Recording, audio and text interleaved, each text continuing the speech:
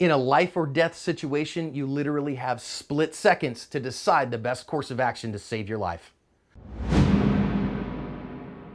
Hi everyone, this is John with today's active self-protection lesson out of Las Vegas, Nevada. And yes, I said Nevada correctly for all you Nevadans.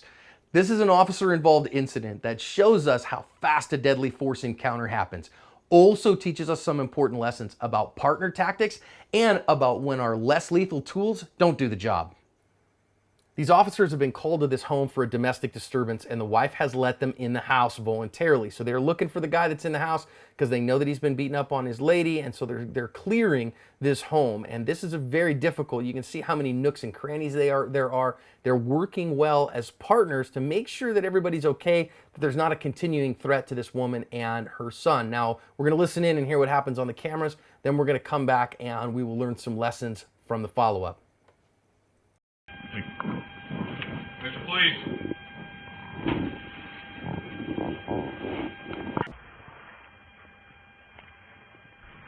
Come out. Let me see your fucking hands. Hey, let me out. see your hands. Get out. Drop the fucking knife. Drop the knife. Drop the knife. Drop the knife. Drop the knife. Drop the knife. Drop it. Do it again. Come out. Let me see your fucking hands. Hey, come out. Hey, come out. Get out here. Get out the fucking knife. Drop the knife. Drop the knife. Drop the knife. Drop the knife. Drop the knife. Danger, danger, danger. Drop the knife.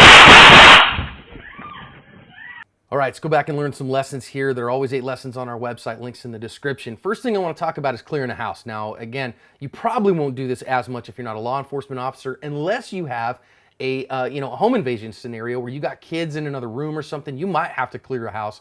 So knowing how to do that, practicing, especially in the dark like this with a weapon-mounted light, incredibly important training. Can't recommend it to you enough so that you're not going to get into trouble yourself. Now, let's think about the threat that they face. We know it's in the closet. They don't know that he's in the closet yet, and they have to go in there as partners. So one of the things that I'm paying attention to here is you notice that the first guy's going in and he's got that gun tucked back into himself. He's not pushed that gun way out there. This great technique there because he doesn't want to have somebody take the gun as he's going through what we call the fatal funnel. He's holding that firearm close to him so that if somebody were to try to grab it, he's at a mechanical advantage. That is very wise. Also makes him a little more maneuverable. Now, as we go to his body camera, what we're going to see, and we see kind of what he sees here is he pokes through these clothes and he finds the guy who's the problem. Now, they're going to back up and start yelling at him because he has a knife and there are multiple guys there, and look at how close he is, and they have illuminated him with the lights, and he is definitely the threat. But you got to think in the moment. You only have seconds to think about what you're going to do here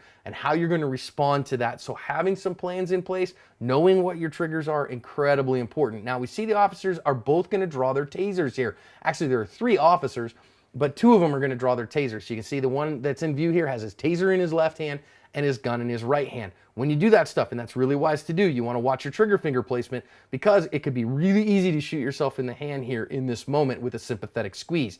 Both officers put their tasers out at him. You can see here that both officers have deployed their taser, but neither of them have gotten complete incapacitation with it. Taser's a good tool. It's a good tool against a non-deadly threat and a good tool even against a deadly one if you have deadly force to back it up, which these officers do with their firearm, but it's not 100%, and that's what happens here. And because it didn't work, this guy is going to bolt out and become a deadly threat. We see it a little bit better from this angle here as the officer backs up. I love that he maintains some distance here, and as they both go in to try to get the taser to work, neither time did it work, and I do like that the officer here used his light effectively to blind this guy. Put that light right in his face so that the guy can't see what's coming his way, so he can't effectively use that knife against him because he doesn't know who is where. Knowing how to use your light effectively, not only to search, but as an incapacitation tool, an incredibly important skill if you keep one. Now, the guy's gonna run off where he's gonna try, and you can see he had that knife in his right hand, so the officers had to use deadly force in that instance because he was coming at them with a knife. So we certainly don't blame them for that. They used their less lethal tools first. Those less lethal tools didn't work, had to go to the lethal force, worked really well as partners to make that happen, and they covered their ass.